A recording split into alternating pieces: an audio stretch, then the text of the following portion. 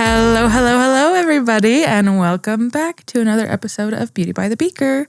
I'm Natalie. I'm Sadie. And this week is very special. Know why? Is it a little spooky? It is a little spooky. Is it a little October 30? It is October 1st today. Which means take a good look at me, world, because this is the last time you're going to see me in my 20s. That's crazy. I know. Our favorite Libra is turning 30 in 2 days. How are you feeling? Honestly, most of my friends are already 30, so I feel like except for you, yeah. A lot of my friends are already 30, so in my head, I've already kind of turned that age. Yeah. But it is a little bit weird, and it is weird to leave your 20s. Yeah, because you're now in your 3rd decade of life. Yeah. But I'm also excited because 30s is the year that I'm going to just transcend. Yeah, I've heard a lot of people say their 30s are way better than their 20s. So Yeah. I think it's looking up for you. Oh, thank you. What I have heard is that your 30s are basically your 20s, except you don't really care what people think about you anymore. And I can already feel that happening where I'm like, this used to bother me. And now I'm like, I just got to do me and whatever. You've been prepping. You've been ready. That's exciting. What are we doing for your birthday? Honestly, no idea. I'm going to have to think of something. We'll celebrate somehow. Yeah. Well, welcome back. It is officially October, which is arguably the best year of the month. And or the best month of the best month of the year. Or the best year of the month well. This month has felt like a whole year long. It's the first day. Clearly, I am going through it. This is what 30 looks like, This is what 30 looks like. This is what 2 days before 30 looks like. Maybe as a special birthday gift to me, you could follow us on our socials. Yeah. I'm personally NatBXB. I'm Sadie BXB. And together we are Beauty X Beaker. Almost everywhere you want to find us. Yeah. And on the web at beautyxbeaker.com. I don't know if we really have much else to say, right? Do you want to talk about your hat? Oh. Why? Do you want me to address that? You don't have to. I'm just giving you the floor. In case you want the opportunity. In case you were too nervous to bring it up by yourself. No, that's true. I am feeling a little self-conscious about my hat. I'm feeling self-conscious that I don't have one. I got it at Oktoberfest, which is that still going on? I'm going this weekend. You should get one. I have to. Yeah, I got it at Oktoberfest last year. Oh my God. They had a bunch of them. Should I get the same one as you? Or the same one would different? Be sick. Okay. But I don't know if they'll have the same one. It was like a local vendor. How much was it? $40? Approximately. Worth it. Yeah. And put it on the business card. Yeah. No, I love this hat so much. It's so good. It makes me feel like a little guy. Yeah. Like a little gnome, a little pumpkin gnome. When you were sitting there texting, I was just watching you in the camera. It's just so jealous. Funny. Yeah. Okay, Oktoberfest, here I come. Next week, I'm going to be wearing a hat of the same caliber or better. That would be great. The stem is bendable. So cute. It kind of looks like a propeller. I know. Are you ready to fly away? Yeah. I love it. Thanks for bringing it to the studio today. Of course. And don't be surprised if I bring it again. Because I love it. Let's set up October a little bit. Mm-hmm. What can we expect during this gorgeous, gorgeous month? Well, we can expect spooks, haunts, screams, frights, nightmares, ghouls. Just no ghouls. Just 2 ghouls. Just 2 ghouls having fun in the studio. Yeah.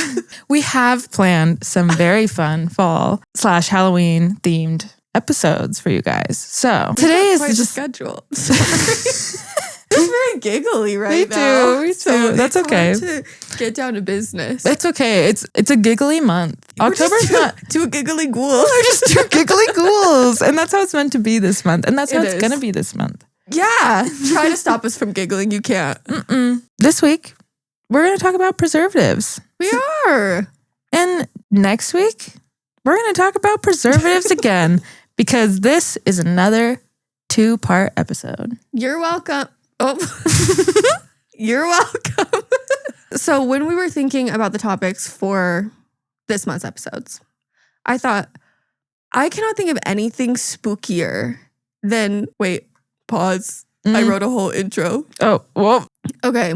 It's officially spooky season. And as a cosmetic formulator, I can't think of anything spookier than little microorganisms growing in my cosmetics.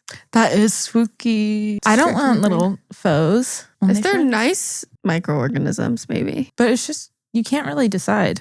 You can't trust them. They're too little. As a consumer, you might not really think that much about little bugs in your cosmetic products, but it's actually a much bigger problem than you might think. Because bacteria, fungus, and other microbes can contaminate your cosmetic products, and they have really scary consequences if they get in there, like allergies, infections, and even death. Even death. Imagine getting killed by little bugs. That would be the spookiest haunt of all. Frightening. Very frightening, but it's happened. It has, and I'm going to tell you about it today. Ooh. But you don't have to fully worry, because we as formulators have a secret weapon, and that is called... Tell me more. Preservatives. Today, I'm going to tell you guys a little bit about what preservatives are, why they're an essential part of cosmetic formulas. We're going to talk about some horror stories of products that did not have proper preservatives, and also what you can do as a consumer to make sure the products that you're using are safe and effective. Yeah, we're going to figure out why the preservatives are not the ones that you should be afraid of. It's the little microorganisms that you should fear. Exactly. Can you tell me what preservatives are? Straight off the dome. It's a hard one without using the word preserving, but they're just, usually it's an ingredient or a combination of ingredients that essentially microorganisms or fungus and all that stuff just doesn't like. So I don't know the actual definition. No, I cannot tell you off the dome. Well, I think you did a good job. Thank you. Basically, this is the Webster Dictionary definition. Ooh, I have their app as a widget. Really? Yeah. That's how I just Google it. Oh, I use it because I have word of the day. Oh, what's your word today? If it has to do with preservatives, I'll die. Let's Can see. you imagine? Today's word is nonpareil. Let's see. Let's look into this a little bit more.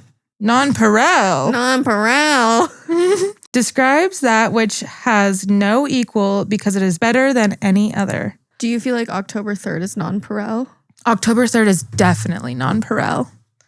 Wow. Preservatives are nonpareil. I would agree with that. Ooh, what a good word of the day. So based on the dictionary definition, preservatives are something that preserves or has the power of preserving, obviously. Specifically, an additive used to protect against decay, decoloration, or spoilage. Hate spoilage. Keep it away from me. Miss me with spoilage. And decay. So decay away.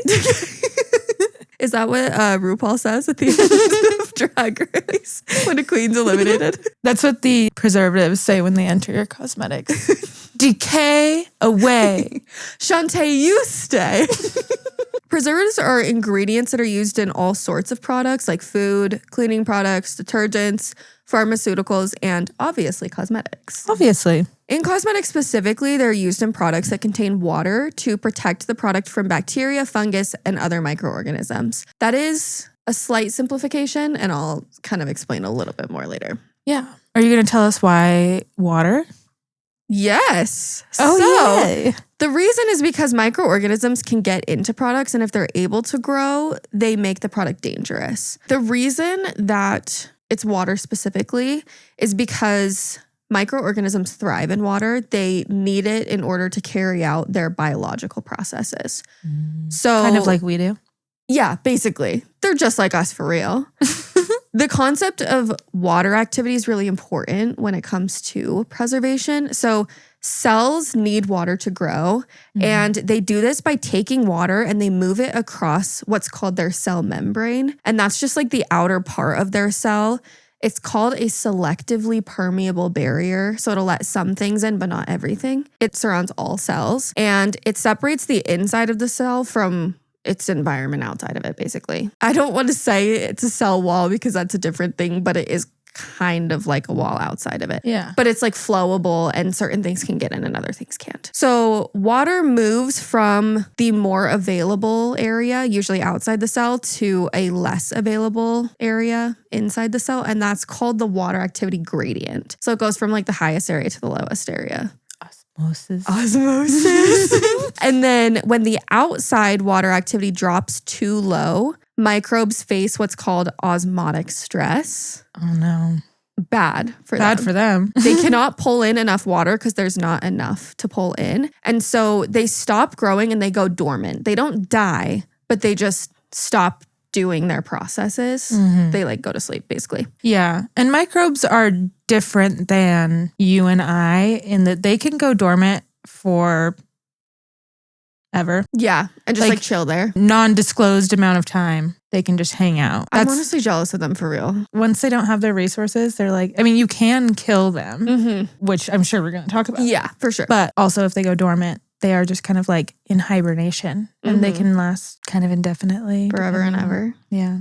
Depending on the thing. But based on the water activity, that's typically what makes them go dormant. But yeah, there are other ways where they can like actually be killed. Different microbes handle dryness differently. And so each microbe has its own minimum water activity for growth. Many molds and yeast can grow at a lower water activity than most bacteria. So they don't need as much water in the system to thrive. That's the biggest reason why water is important, because of their water activity, but then also because a lot of the nutrients that microbes like to feed on, like sugar, amino acids, and metals, are water soluble and they'll like float around in the water. So it's a great source for their food. And microbes just like to be wet, you know? They like to kind of stay a little moist and that allows them to do what they want. So yeah, it makes sense the fungus not needing as much because that's like mold and you can get mold on food, which the water activity in food is obviously different than it would be in a cosmetic, which is more flowable. I mean, depending on the food, obviously. Yeah. Cheese gets moldy and doesn't have that much water in it. Yeah. So then why do cosmetic products specifically need to be preserved? You might be asking. It's not like they have water in them or something. No. Can you imagine putting water in your lotion? Crazy.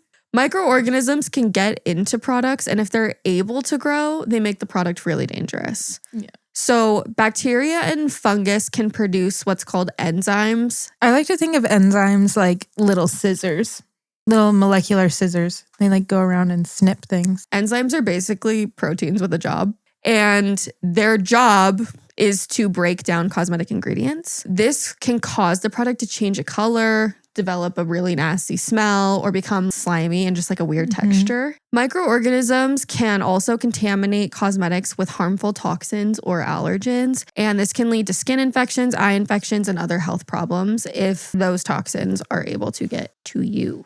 And then they also can interfere with the active ingredients in your cosmetic products. So your product isn't as effective because it's not working as it's supposed to. They also love to multiply. So if they do this in a cosmetic product, it makes the problem even worse and causes them to spoil faster and be gross. And then you're applying those instead of the actives that you so carefully selected. Yeah, exactly. And paid money for. Yeah. There are different risk levels depending on the type of product. Most every product is at risk just because of consumer use. Right. But certain ones are a lot higher risk than others. Eye products are very high risk. Lotions and creams, because they have a lot of water in them typically. Liquid foundations, wipes and sprays, and baby or clinical use products. You just have to be a lot more careful with those types of products. And then lower risk products are anhydrous balms or oils. Anhydrous means there's no water in the product. Solid sticks, hot pour lipsticks. And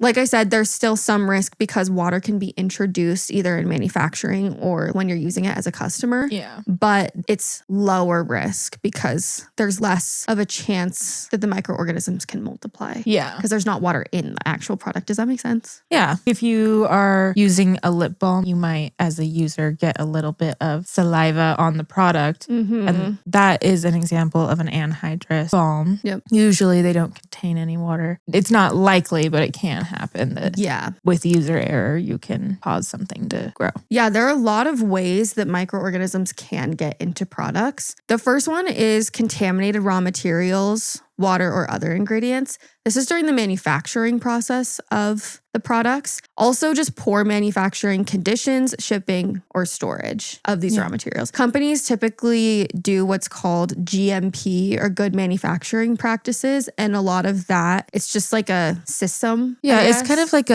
almost like a rubric that companies have to follow. It like outlines. Yeah, outlines and ensures that there's not going to be contamination like that. So just things like gloves, hair nets. Depending on the level of exposure to the product, there's different levels of risk assessment that needs to be taken. Does it have to do with the type of product that's being manufactured at the time as well? Not so much. It's more about just the stage that the product is in. So anytime the product is being manufactured or actual product is exposed to air, that is going to be the highest level of risk. Yeah. So like the most precaution is going to be taken during that time until it's in the sealed package. And then it'll go to a separate area for other things. There's still like precautions that need to be taken at that stage.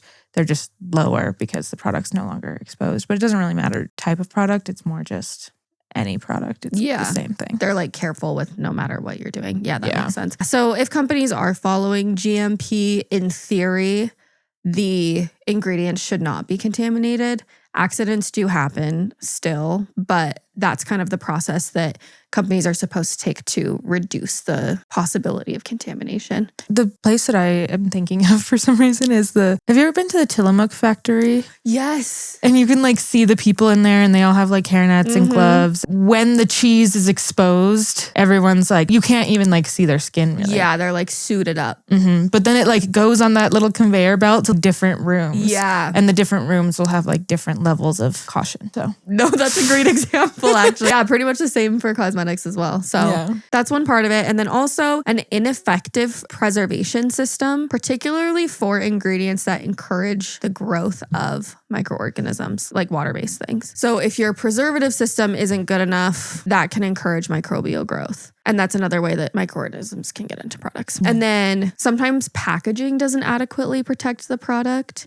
And also consumer use. Preservative systems have to be robust for a well-made product because you have to take into account how the customer is going to be using that. Yeah. So there are a lot of ways that things can get into products. One that I'm thinking of specifically is like a jar of sugar scrub sitting on your bathtub and you're like dipping your wet fingers into your sugar scrub. Sugar scrub is one thing that I don't use it. Unless it's like from a squeezy tube. Yeah, I would. Like any, like an exfoliator from, but I'm thinking of those, I'm not going to say the name, but yeah, there are like tubs of sugar scrub that you can get. Yeah. That are really popular. Always get that puddle of water in the middle. Yeah. I used those long before I ever started in the cosmetic industry and I never even thought about it. But it's like extra spooky because you're also creating little micro tears on your skin when you're scrubbing it. Yeah, that's why I won't use them. And that's an example of usually an anhydrous product. So the risk is lower, but a lot of people are using them in their shower with wet hands. And so you're introducing enough water that it does become, at least to me, concerning enough that I wouldn't, I don't know, just not my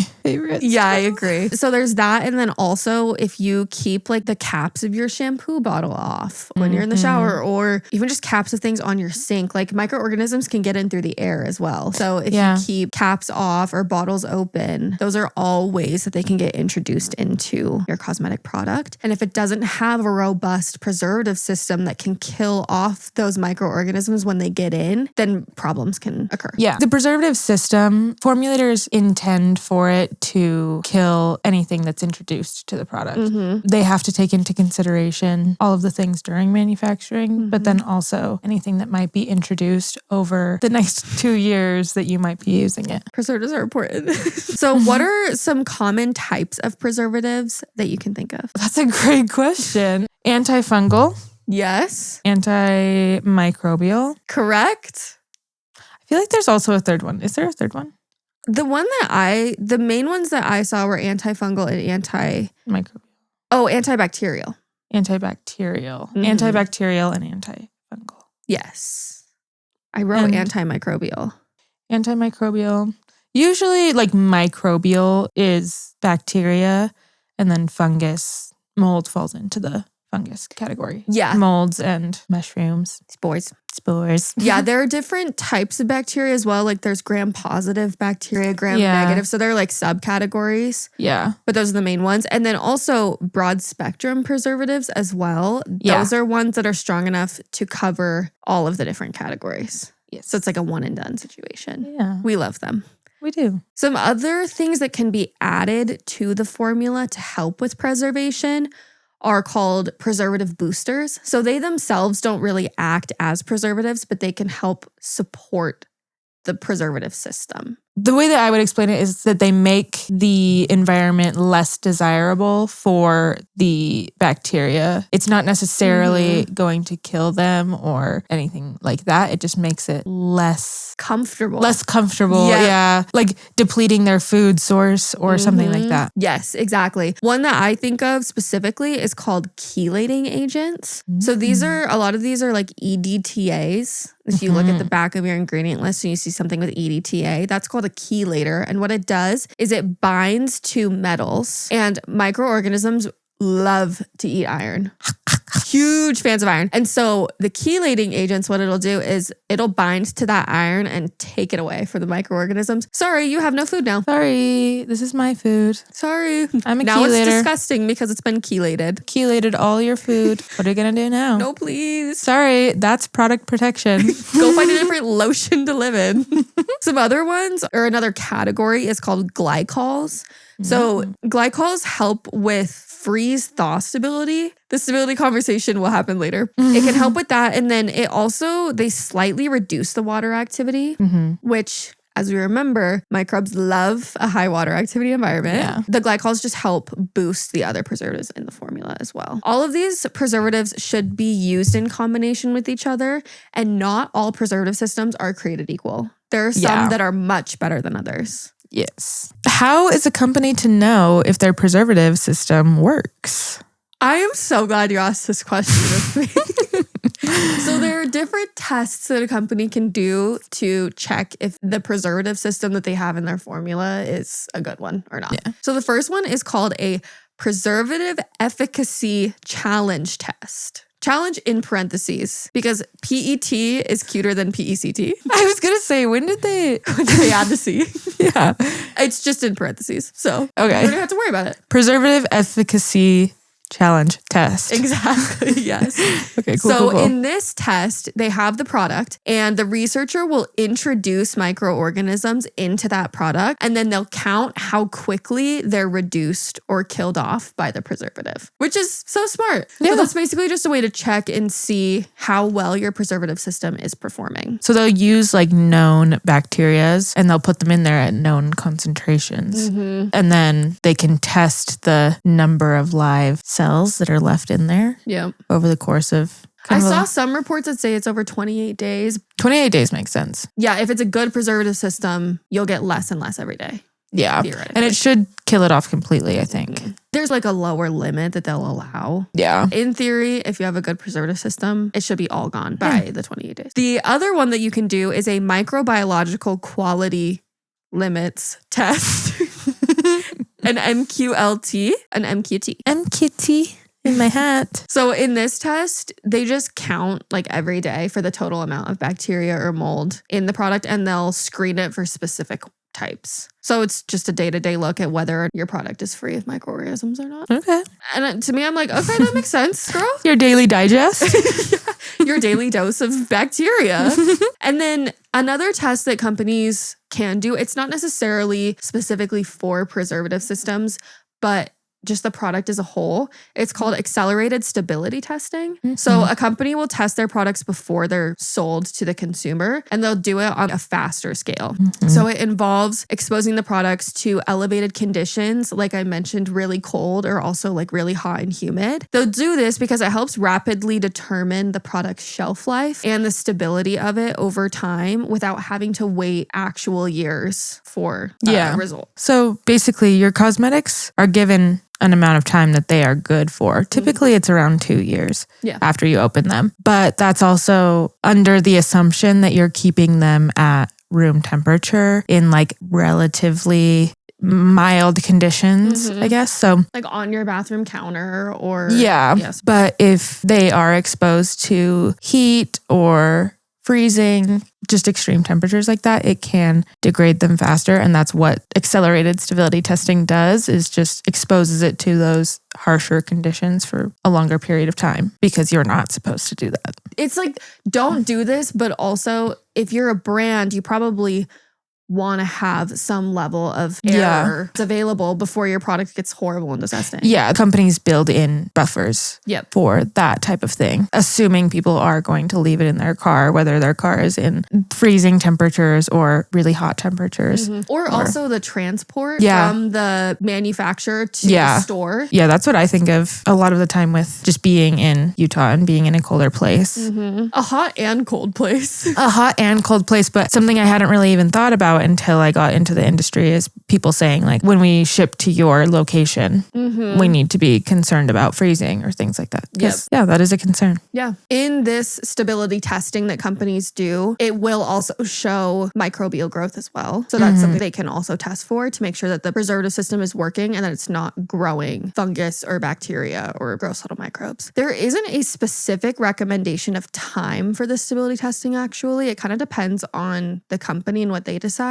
But various sources that I was able to find did say that 3 to 6 months is a pretty typical time frame for this kind of stability testing. Companies will also test product lots after they're sold as well. So they'll keep a little sample or amount of the product that they sell, and then they'll keep testing it after, even after it's been sold to the consumer. This is often how companies know to recall their products if there's ever an issue, because they're still testing those batches. And so if any of those batches have high levels of microorganisms, the company will or should recall them. And that's a big reason why recalls happen. Okay, so I want to touch on parabens a little bit in this episode, just to give you a little introduction into what we're going to talk about next week. The very spooky and scary parabens? Spooky and scary question mark? Who knows? It's so hard to say. And we might need to find out more next week. We might need to. I'll give you a little summary. Parabens are probably the most popular preservative out there. They're a type of preservative that is commonly used to control microbial growth in various products. So they were first introduced in the 1920s, actually. Wow. And they're great because they're cheap. They're really effective at low concentrations. As little as 0.1% can completely wipe out microbial growth. They cannot grow at a very low concentration, and they're often broad spectrum. So you don't have to add a bunch of different types. We've been using parabens for almost 100 years, and the only reliably linked harmful health effect is allergies.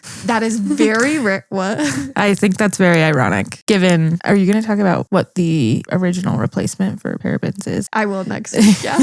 I think it's very ironic that their one thing is allergens, given what happens when they're trying to replace it, which we'll talk about next week. The story of parabens is actually quite crazy. Parabens are so misunderstood. Nobody gets me. Yeah, the only harmful effect, harmful in quotes, is allergies, and that is very rare, and it usually only occurs if the skin is already broken. For example, I have eczema. If I had broken skin and applied a product with parabens in it, it might cause allergies. Emphasis on might. Yeah. And that's because it has the opportunity to interact with a different type of skin cell. So in 2004, there was a study that was published, and it had kind of a bold claim about what parabens do. That study was very controversial, and it skyrocketed the fear of parabens. As a result of this study, parabens have been effectively removed from the cosmetic industry, so much so that companies very often use a free from parabens claim on their products. Yeah. But is that valid? Is the reason that that's happening a good reason, or is it not? I hope you'll tell me next week. I'm going to tell you next week. Well, I can't wait. Next week to learn all about the study and to learn about the truth behind parabens. Dun, dun, dun. Okay, now we're going to get into the meat of this episode because it is spooky season. So I couldn't do this episode without telling you about some horror stories. Yeah. I wish we had a campfire. Oh, I was going to light a candle. You should for this segment. Okay. Spooky stories around the campfire. All right, now we have the candle going. Let's gather around the campfire and tell some spooky stories about cosmetics. The first story starts in 1975. There was a group of researchers that tested 150 plus mascaras. Not mascara. Oh, mascara. Yeah, I know. So 2 of the mascaras didn't have preservatives in them. And in those ones, the germs were growing, including eye pathogens. Most of the contamination came from the user's skin and fingers, like the contamination in those products. And those were like temporary, they went away. But then as the people kept using the products, it continued to settle in and then also multiply. Eyelashes specifically, I don't know if everybody knows this, but your eyelashes actually are there for a reason. Not just to be pretty, but to keep things out of your eyes. Yeah. They're just catching stuff. Yeah. Well, especially if you're applying stuff to them specifically. Yeah. If you're putting a kind of sticky paste on them with a little combing it through your eyelashes. Yeah. And then storing that wand back in the product. I don't know if that's how it was in the 70s. I would assume it still was. Ooh. No preservatives. Yeah, no preservatives at all. Yeah, it's bad. 4 of the people in the study had staph infections on their eyelids, and those infections improved after they stopped using the mascara. Shocking. So, yeah. Your mascara should have preservatives in it. And also, please, please, please replace your mascara every 3 months. Yeah. You do not have to replace every single makeup item every 3 months, but you are putting this on your eyeballs. Please just replace this one thing. Yeah. This one simple trick. There are a lot of good, cheap mascaras, so. Yes. My favorite one's like $7 from the drugstore. Same. You really do not need to spend that much money on mascara. So just throw it out every 3 months. Don't share mascara with your friends. Yeah. Not a good idea. No. Speaking of mascara, we got another story for you. So in 1989, a woman scratched her left eye with a mascara wand. And yeah, I know. Can you imagine? No. Her eye quickly became painful, red, and swollen, and it hurt when it was light. And so doctors... Like when light got in it? Yeah. Like if the room was light, then her eye hurt. So doctors found a corneal scratch that turned into a very serious corneal infection. It was an abscess in her cornea.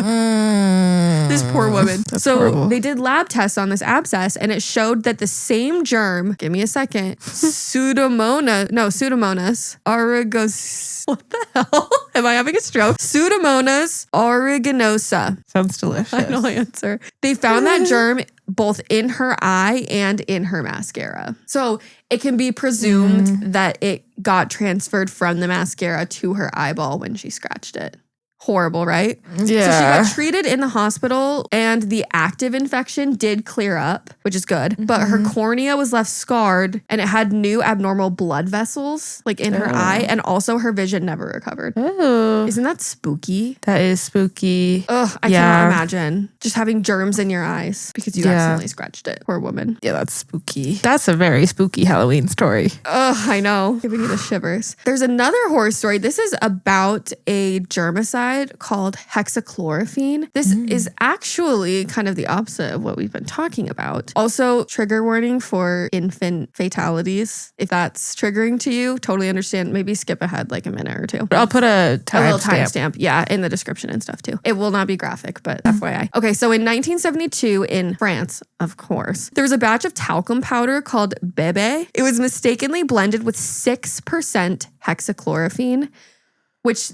is so high. 6% of any preservative, anything really. 6% is a lot of. It's a lot of, especially a germicide. Yeah, and especially to a baby powder. Yeah, and so the FDA said that led to the deaths of 39 infants and the serious illness of several hundred others, which is horrible. So as with several cases that have been documented in the United States, large doses of the chemical caused massive damage to the brains and central nervous system of the babies. Hexachlorophene actually got trendy because astronauts would use it before their flights to cut down on the risk of infection. And then Interesting. in 1972, new data to the FDA showed that routinely using 3% hexachlorophene baths, which sometimes they would do that like in hospitals and stuff. They would bathe the babies in 3% hexachlorophene to like keep them clean, I guess, in the hospital. That showed to cause harm to the nervous system. Yeah, I was going to say, that doesn't really seem like a great idea To wash them in germicide. Yeah, like they don't have immune systems, and that's kind of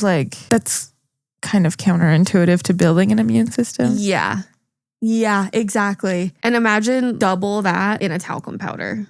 Like, that's horrible. Yeah, I'd rather not. No, you don't have to do that if you don't want to. Pathologists linked 3 or more of these hexachlorophene baths to microscopic brainstem abnormalities in infants who died from other causes. So they died from other ways, but they found that these baths were damaging their brainstems. Interesting. So crazy. As far as I know, hexachlorophene itself is not still used in cosmetics. It's possible that like derivatives or similar preservatives are used. It's not one that I'm familiar with, but Me either. But I also don't want to say that it's never used because I don't know that. So then another spooky story. In 2006, there was an ICU outbreak in Barcelona, and it traced severe infections in 5 different patients to Burkholderia cepacia, which is a bacteria, you can imagine. so true. They contaminated a moisturizing body milk that they were using on patients in the ward. The strains were found in open bottles and in sealed, unopened units from multiple batches, which confirmed that the contamination happened like during the manufacturing process. Yeah. And when they stopped using it, it ended the outbreak. So basically, the preservative system was not robust enough to counteract whatever like Was introduced. Yes, exactly. And so because of that, they started using it on the patients and they got severe illnesses from it. Ooh. This was from a study, or they did like a study based on this. It warned that even acceptable microbial limits in non-sterile topical cosmetics can be really dangerous to critically ill patients, and that cosmetic products can sometimes act as like unexpected reservoirs for bacteria in a hospital. So you have to just be so careful because their immune systems are already weakened. They're in a hospital. Yeah. And so introducing something like this to them is so dangerous. Yeah. Those poor people. I'm glad though that there were no deaths from that. Everyone that's good. recovered. That So is was good. And then in another case, there was somebody who had cancer and they visited their cancer clinic's hair salon and they wanted to have their hair shaved before starting chemotherapy. And the clinic used a shampoo that was not properly preserved. And that shampoo later tested positive for Pseudomonas aeruginosa. Is that the same one? That's the same one that we saw previous to bacteria. And that mascara wand. Yep. The patient developed a scalp infection and that progressed to their bloodstream and it caused like a bloodstream infection and they passed away from it. Wow. The authors of that study that this was talking about warned that unpreserved or contaminated shampoos and hair products can be lethal for especially immunocompromised people, like somebody who's going to go through chemotherapy. Yeah. Those should be avoided in their care, which is like obvious. Maybe don't use products with bacteria on people who are like in an immunocompromised state. So sad. Yeah, that's very sad. But there have also been some more recent examples of unpreserved cosmetics. These stories are not as sad, but it's interesting to hear about stories that are happening these days. Yeah. So in June of 2022, someone on Reddit claimed that they initially loved the Kosas Revealer Concealer, but 9 months after they opened it, they noticed a blue cheese smell. We don't like a blue cheese smell. Imagine opening up your concealer and it smells like blue cheese. No, thank you. Other users also claimed that they had found mold in that same product. And some users claimed that it made them break out in hives. Yeah, I would guess that the mold was contributing to the blue cheese smell. Possibly. We can never know. And the hives.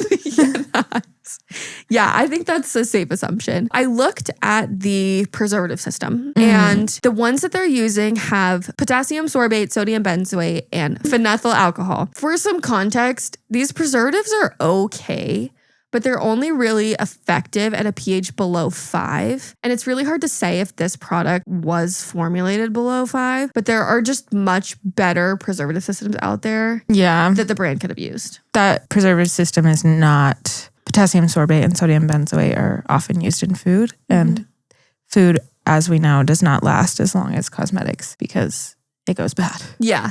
Or products that have a really small amount of water. They can also be used in those ones as well. It's possible that this concealer does have a small amount of water because it's worth it to note that based on the ingredient list, it appears to be what's called a water in oil emulsion. And this type of product, it's similar to like a sunscreen with water resistance. Like sometimes that's what it feels like for a water in oil emulsion. And it generally needs less preservation than oil in water systems. I'm sure eventually we'll talk about emulsions and the different types. Not all the time, but typically they contain less water and the water is surrounded by oil. It's kind of separate. The whole product feels more oily and behaves more like an oil. So those ones are harder to have like bacteria and mold introduced into them. Yeah, they're less susceptible. But I'm not going to argue with the blue cheese smell. No. So then I looked, and as of us recording this episode, September of 2025, the ingredient list still contains those 3 preservatives, and I could not find any other ones. So I don't know if they've reformulated since this controversy happened. Maybe there are different concentrations or something. Yeah, it's possible that they either changed the concentrations, because potassium sorbate and sodium benzoate can be effective in cosmetics. Yes. But like you said, it's a pH thing often. Maybe they changed that. Or maybe they decreased the amount of water in the formula overall. There are things that they could have done. So I'm not saying that they didn't reformulate, but I don't think they introduced any new preservatives or changed the preservative system specifically. Worth it to note that Kosas does claim to be a, quote, clean brand. On their website, they, quote, formulate without common ingredients like silicones because we don't like how they feel and interact with our skin,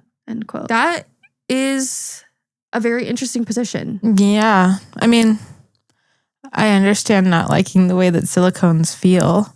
I personally don't, but I love a silicone. I do too. I'm not sure what they mean interact with our skin. Yeah, because silicones, they don't really interact with our skin. They just sit on top of it. Yeah. That has nothing to do with preservatives, but I just thought that was an interesting statement from the brand. I mean, if they're claiming to be clean and not use traditional ingredients, that's probably why they chose this particular preservative system, is because they're probably trying to avoid more traditional and effective systems. Yeah, interesting situation. And then another one that happened recently was in May of 2024, there was a brand called Suntegrity, and they recalled several lots of the Suntegrity Impeccable Skin Sunscreen Foundation because they discovered, quote, product separation causing an unusual odor and a higher than acceptable microbiological mold count for lot 115BU that developed post-release and over time in a recent test, end quote. So my guess is that, remember how we talked about that stability testing that happens to products after they go on the market? Purely just speculation. My guess is that they were testing this lot and they found higher microbial limits. And so because of that, they did a voluntary recall. And then after the recall, it looks like they are updating their ingredient list. As of Q4, though, the only preservative in the formula that I could find is ethyl hexoglycerin. That's what their website says? Yeah,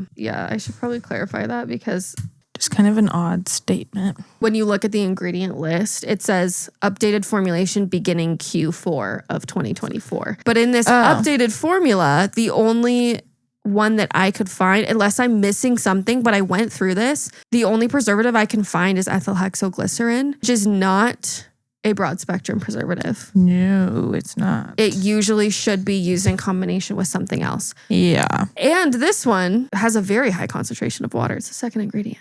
So I'm not making a statement about this at all. It could be something I'm missing. It's really hard to know about the formula from just an ingredient list. But all I see is ethyl hexoglycerin. So that was interesting to me that that's the updated formula. Yeah. I don't know what the formula looked like during the recall either. I couldn't find that.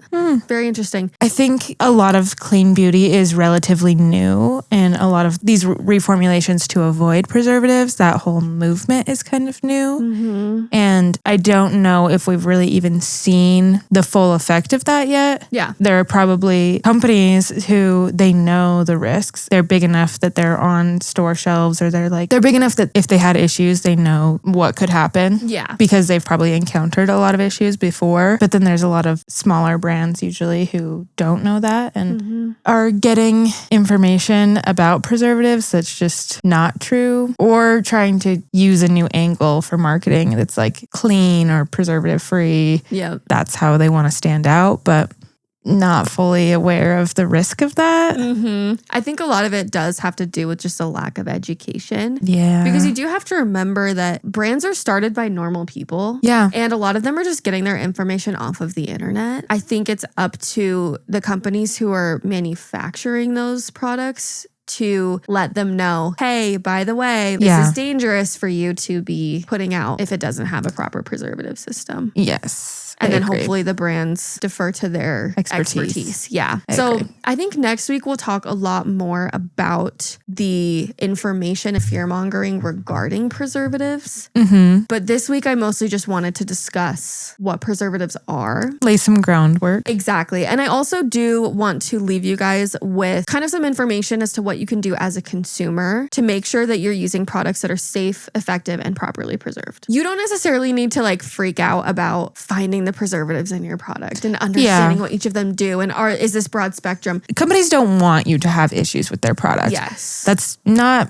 usually the goal when selling a cosmetic. Yeah. It's usually that they want you to have a good experience and buy their product again. Yep. So it's never the intention to not properly preserve a product. Yep. So you don't need to be worried about that as a consumer. Do they want me to get an eye infection from this? this? Yeah. But there are instances where there are product preservative failures and certain things that you can do to lower the chance of those types of failures happening. Exactly. Yes. So it can be really difficult, like we said, as a consumer to know whether or not it's properly preserved. So because of that, some of the things that you can do are, in general, avoiding clean beauty products, especially ones that make preservative-free claims. If a company is saying our products are preservative-free, that is not a product I would personally use. It is not the flex that they might think it is. No. Preservatives are important in your products. I just told you a bunch of stories of why they are. Unpreserved products are spooky. They are. Some other things that you should make sure you aren't doing is don't add extra water to bottles. No. Do not dilute your own products, especially hand soap. No. If my dad is listening to this, stop it. Yeah, don't do that in your shower. Don't put water in there to get the last bit out. I mean, you can do it for your last use. Yes. To clean the bottle out, dump it all out, empty that bottle. Yep. Once any water gets in there, you should be emptying the bottle probably. Yes. Yeah, do not add water to your bottles. If you're gonna dilute a product, like for example, if you're using a conditioner and it's too heavy, dilute it in your hand as you're using it. Yeah. Put a little bit in your hand, run some water in it, dilute it that way. You know, single-use dilutions. Yeah. Do not put it in a separate container and add water to it. Do not add water to your antibacterial hand soap to make it last longer. Also, make sure that you close the caps of your products immediately. Don't leave them sitting out on the counter exposed to air or excess moisture. They're fun little friends floating around in our air. And they are begging to get inside of your cosmetic products. They're knocking on the door, peeking through the windows of your Don't let 'em cosmetics. in. Also, like we said, replace your eye makeup roughly every 3 months. Watch for any smells, gas or bulging, color changes, or face separation. If you have to ask, is this product okay for me to use? Do the safe thing and throw it out. Yeah. If you're not quite sure, if it smells like blue cheese and you're like, is this supposed to smell like blue cheese? Yeah. If it didn't smell like blue cheese when you bought it, and maybe even if it did when you bought it. Like blue cheese when you bought it, whack. Yeah, maybe not. I mean, unless it's blue cheese. Unless you really like it. Yeah, exactly. Also, avoid I almost said avoid showers in the jar. Don't shower in jars. Bad Unless idea. you want to. Avoid jars in the shower, like we said, or just products with really big openings. orifices. Yeah. Yeah. And if they do have big openings, close the cap immediately. I personally prefer like pump bottles in the shower because it's just so much harder for things to get into that. Yeah. And if you are immunocompromised, we highly recommend using pumps, single dose products, or like sterile pack products. Just be extra careful if you are immunocompromised for any reason. Yeah. Any product that you personally are coming into contact with to like get it out has a higher amount of risk. Exactly. Just be a conscious consumer. I don't think you need to be scared. This episode isn't meant to like scare you and make you think that your products aren't safe. I mean, it is spooky. I think my goal is just to help you understand and be a more conscious consumer and understand why preservatives are so important. Yeah. Like we said, for the most part, companies are trying to preserve their products. These contaminations that happen or preservative failures are usually due to introduction of bacteria somewhere along the way that wasn't necessarily planned on. Just like you can get spinach with E. coli. Yeah. Kind of the same thing with cosmetics. Yeah. And on that same vein, if you buy a product, it might be a good idea to just kind of keep tabs with the company and make sure that there's not a recall or something. Yeah. The lot number of the product is usually listed somewhere on the packaging. Yeah. If you want to, you can kind of keep tabs with that and make sure there aren't any recalls. Recalls are pretty uncommon. They are. And it does seem like companies are pretty good about recalling their products as soon as they find an issue. So yeah, overall, I recommend looking for science-backed products and just being a safe and conscious consumer of your cosmetic. That's a great idea. Thanks. I came up with it myself. Thank you for doing it. Someone had to. Someone's gotta. And next week, we are going to talk all about parabens. I'm going to go a little bit more into how parabens pretty much single-handedly changed the beauty industry. One study completely changed everything. Yeah. It's a fascinating story, and I'm very excited to I'm interested. I'm excited to hear more. Well, I'll see you next week. Okay, fine then. And in the meantime, if you like the show, give us a rating. Oh, you can, for my birthday, you can give us a rating. That's all she wants for her birthday, she told me. And you can share the podcast with all your friends. Yay. Birthday gift to me. It'd be spooky if you didn't. Haunt us in the comments. Ooh. Thanks for tuning in again for another episode. We loved having you. Thank you all for your continued support. Yes, thank you. Find us on our website, BeautyXBeaker, for blog and show notes. And follow along for more fun throughout the week. But until then, we'll see you next Wednesday. We'll see you next Wednesday. And hopefully I'm wearing a new hat. Happy 30. Yay. All right. Bye, guys. We'll see you next week. Ooh.